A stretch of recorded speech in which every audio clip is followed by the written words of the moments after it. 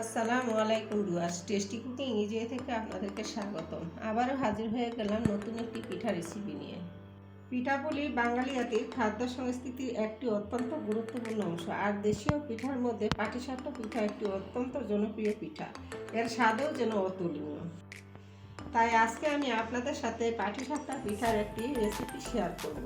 চলুন দেখে নিই কীভাবে এই পিঠাটি খুব সহজে তৈরি করতে পারেন। চুলায় প্যান বসিয়ে দিয়েছি। এবার 1 টেবিল চামচ পরিমাণ ঘি দিয়ে দিচ্ছি। 3টি ছোট এলাচ দিয়ে দিচ্ছি। 4 টেবিল চামচ পরিমাণ সুজি দিয়ে দিচ্ছি। সুজি আর ঘি একসাথে ভেজে নিব 30 সেকেন্ডের মতো।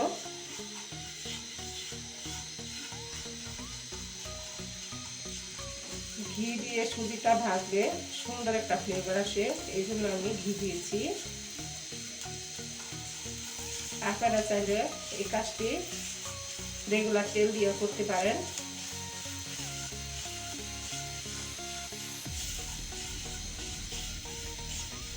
সেকেন্ড ভাজা হয়ে গিয়েছে। এবার আমি পুরানো নারকেল দিয়ে দিচ্ছি 1/2 কাপ পরিমাণ। আরো 30 সেকেন্ড ভেজে নেব।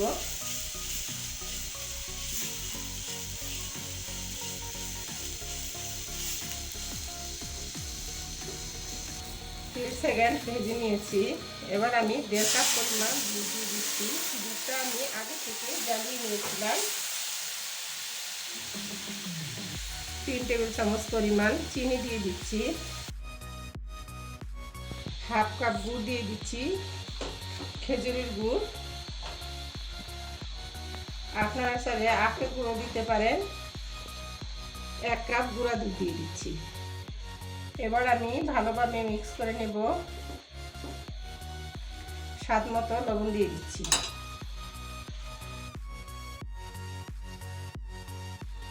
মিষ্টিটা আপনারা আপনাদের পছন্দ অনুযায়ী দিবেন, যে যেমন মিষ্টি খেতে পছন্দ করেন। এবার আমি এটাকে 2 মিনিট জ্বালিয়ে নিব।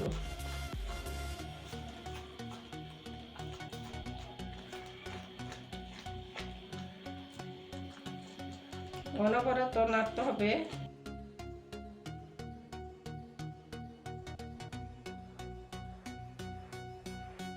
আর একটু ঘন করে আমি নামিয়ে অন্য একটি পাত্রে নিয়ে নিব।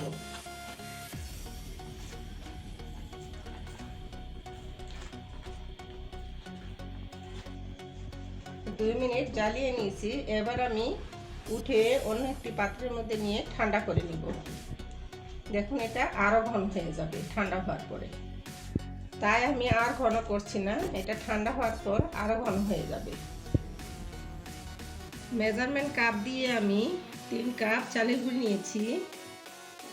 এবার 1.5 কাপ ময়দা দিয়ে দিচ্ছি। 3 টেবিল চামচ পরিমাণ সুজি দিয়ে দিচ্ছি। 1 কাপ গুঁড়া দুধ দিয়ে দিচ্ছি মেজারমেন্ট কাপ দিয়ে।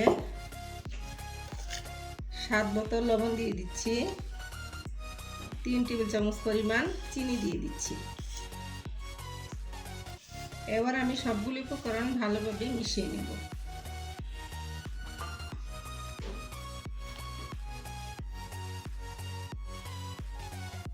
দেখুন, আমি ভালোভাবে মিক্স করে নিয়েছি।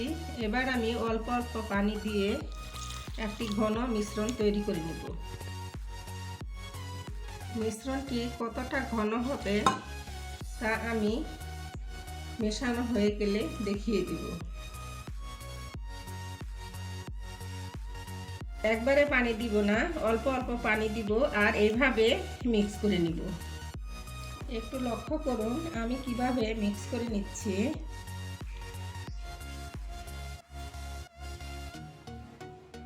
খুব ভালোভাবে মিক্স করে নিতে হবে যেন একটুকু দানা ভাব না থাকে, তা না হলে পিঠাটি ভালো হবে না। এই কাজটি হাত দিয়ে করলেই ভালো হয়, চামচ বা হ্যান্ড হুইল দিয়ে যদি করেন তাহলে ভালো হবে না।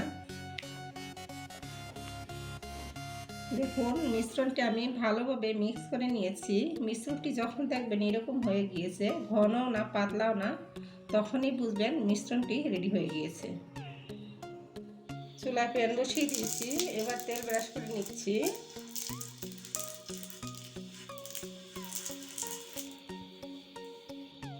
এবার এখানে কিছুটা পিঠার মিশ্রণ দিয়ে দিচ্ছি। পিঠার মিশ্রণ দিয়ে হাত দিয়ে একটু হালকা করে গুলিয়ে এটা গোল করে নিতে হবে।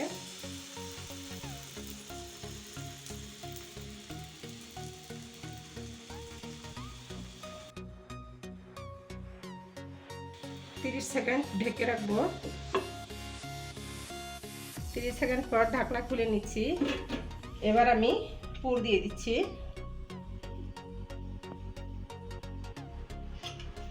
পুর দিয়ে আমি ফোল্ড করে দিব পিঠাটি। দেখুন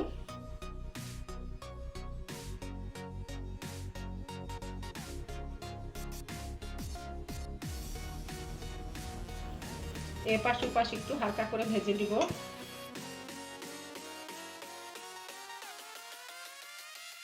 দেখুন পিঠাটি হয়ে গিয়েছে। এইভাবে আমি সবকটি পিঠা তৈরি করে নেব। তৈরি হয়ে গেল পাটিসাপটা পিঠা। দেখুন পিঠাটি কতটা পারফেক্ট হয়েছে সেটা আপনাদেরকে দেখানোর জন্য আমি একটি পিঠা কেটে নিয়েছি।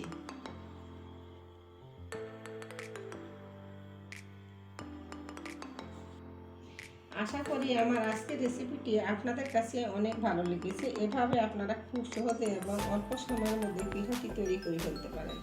আশা করি আপনারা অবশ্যই বাসায় এই পিঠাটি ট্রাই করবেন আর আমাকে কমেন্ট করে জানাবেন আপনার কাছে কেমন লাগলো এই রেসিপিটি। ইনশাআল্লাহ কথা হবে নতুন কোনো রেসিপির সাথে নিয়ে। আল্লাহ হাফেজ।